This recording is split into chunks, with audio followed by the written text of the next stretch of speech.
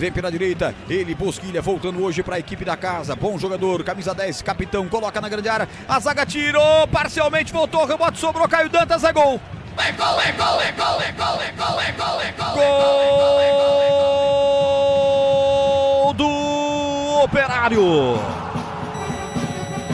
Caio Dantas, camisa 99.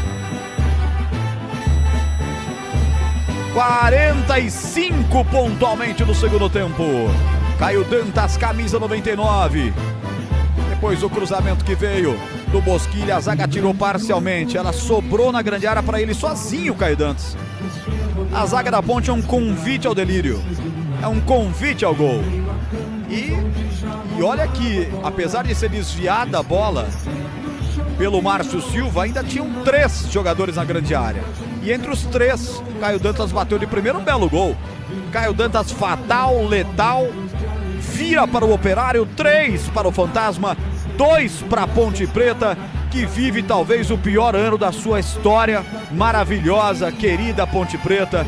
Seu torcedor não merece o que está acontecendo. Mais uma derrota pintando por aí, Pepe, o que vale é o detalhe.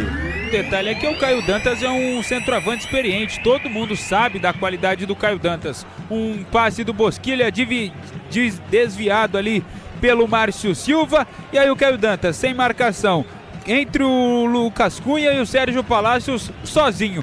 Teve todo o tempo do mundo para ajeitar o corpo, bater de voleio e estufar as redes do goleiro Vinícius. O Operário, com um jogador a mais, passa à frente do placar e vai chegando à vice-liderança do Campeonato Brasileiro da Série B.